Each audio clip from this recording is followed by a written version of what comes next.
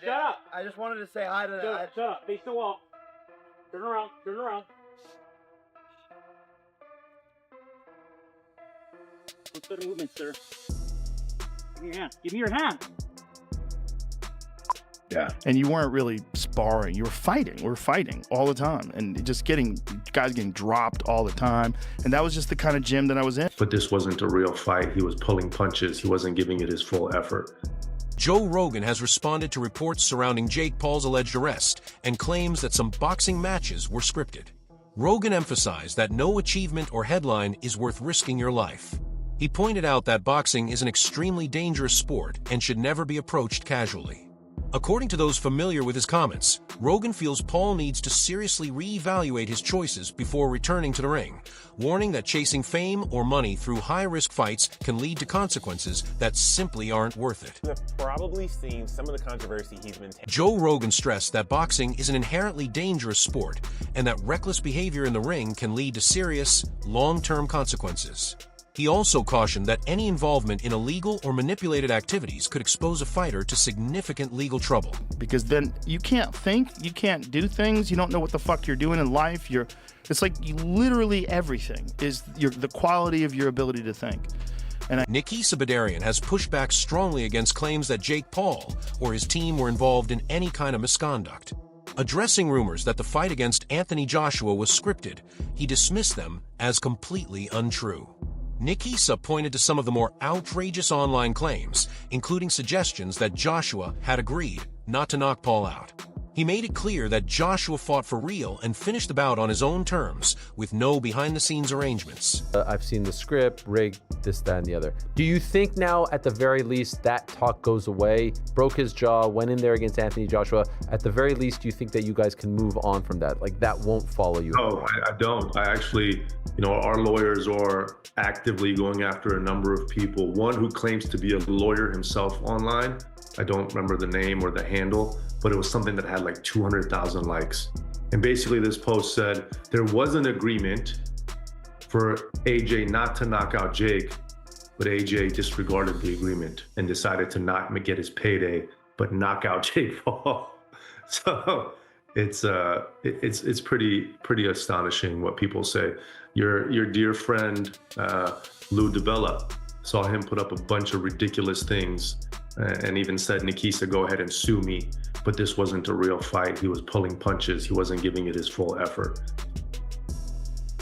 And so for the people, again, just to clear this up, because I asked Eddie this question, I'll ask you the exact same question. Once and for all, was there any sort of arrangement as far as it should go this many rounds? Because that's the one that I've heard. Oh, Anthony agreed to 3 rounds, 4 rounds. Can you tell us in black and white if there were any talks of any kind between the network, the promotion, the fighter? There has never once in Jake Paul's career been any talk of that sort, of anything to do with the fight being anything but a real fight that has exactly the same situation as any professional fight. And that's exactly the same thing here for the Anthony Joshua fight. It's just beyond mind-blowing that people would think that. Anthony Joshua was on record saying that if he didn't finish him in the first round, that would be disappointing, that it would be a failure. The narrative changed as we got closer to fight night and obviously post-fight, and I understand why, but they were pretty adamant it would take max 2 rounds. Joe Rogan has already issued a clear warning to Jake Paul, urging him not to make reckless decisions like this again. He emphasized that taking on extremely risky boxing matches isn't worth it, no matter the career milestone. Rogan highlighted how real and unforgiving the dangers of the sport are, cautioning that chasing attention or money through staged or dangerous fights can lead to serious consequences. In his view, a fighter's safety and responsibility should always come before hype. Look at all them celebrities like dude from the Mighty Ducks, the little boy actor that got strung out on drugs. And all his fronts and all his teeth were missing from being on meth or whatever, whatever drug of choice he was on. There's no coming back from that. The people who dissipate their teeth through drug usage, you don't get a second set. So if I'm not mistaken, the dude from Mighty Ducks, somebody he's been clean and they gave him a makeover and he has pretty much fake teeth. So yeah, the teeth are gonna be cooked. Now, I agree with the other part that Rogan was saying, but let's keep going. I think he went into that fight knowing that was probably going to happen. Yeah. And ultimately, the big win for him would be that he was even willing to do it and that he could do well for a little bit. Yeah, and I've already expressed my thoughts on this. I'm not giving no props for a person who says I am a real deal boxer because I went in and get smashed and got my jaw broken, but I lasted longer than Ngannou.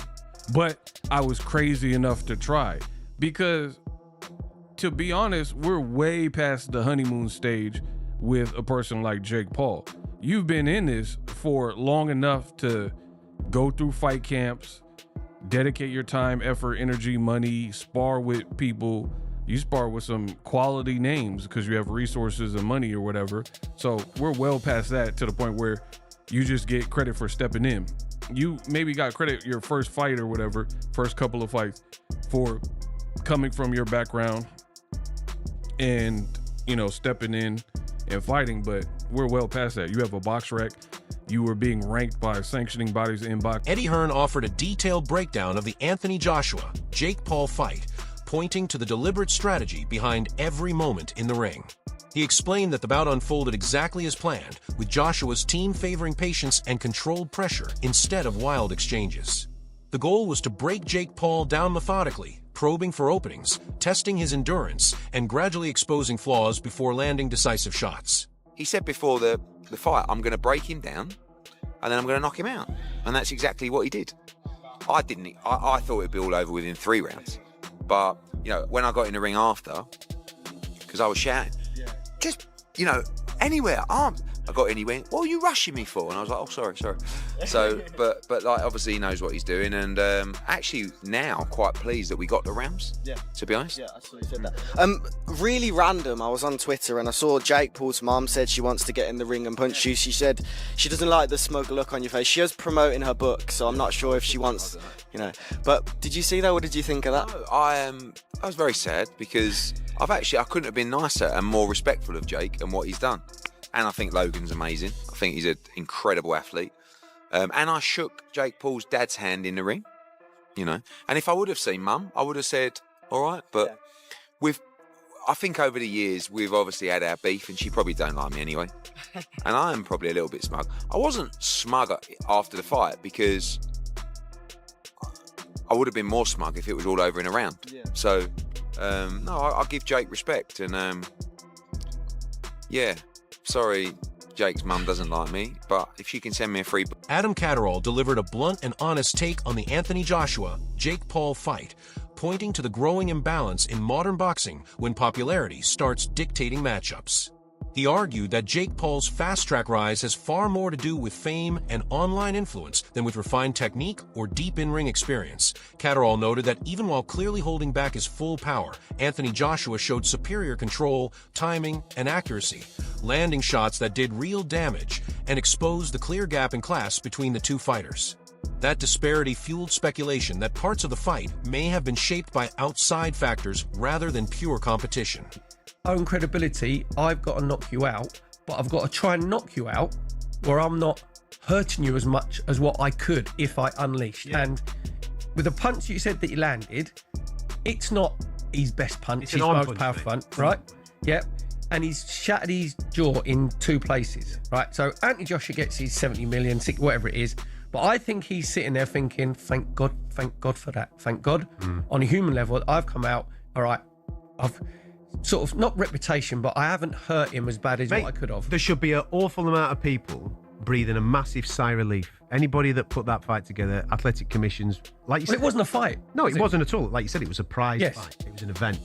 If Anthony damages him, he's got to live with that for the rest of his life. Absolutely. That's a lot of stress to deal with, you know what I mean? So I'm sure he's bleeding in the side of relief. The team that have put him in there, that have negotiated that for him, but the authorities that put that on and commissioned it as a proper boxing match, I've no doubt. Does that go on his... Yeah, it's a professional boxing match. Do you know what? If I was Anthony Joshua, I would be saying, I don't want that on my record. But for the credibility of them putting the fight on, they would have said to him, no, we've got to say this. It's been commissioned.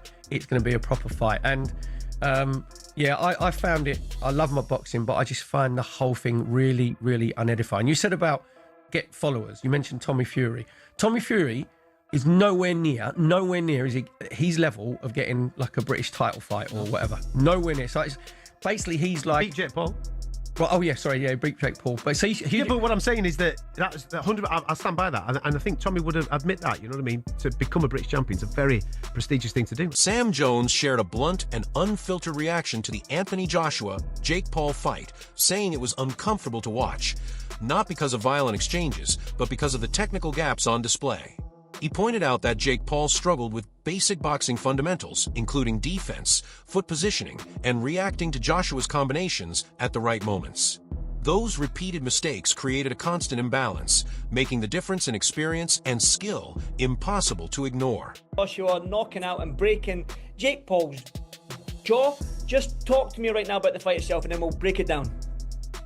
Bit of a crap fight, if we're all honest.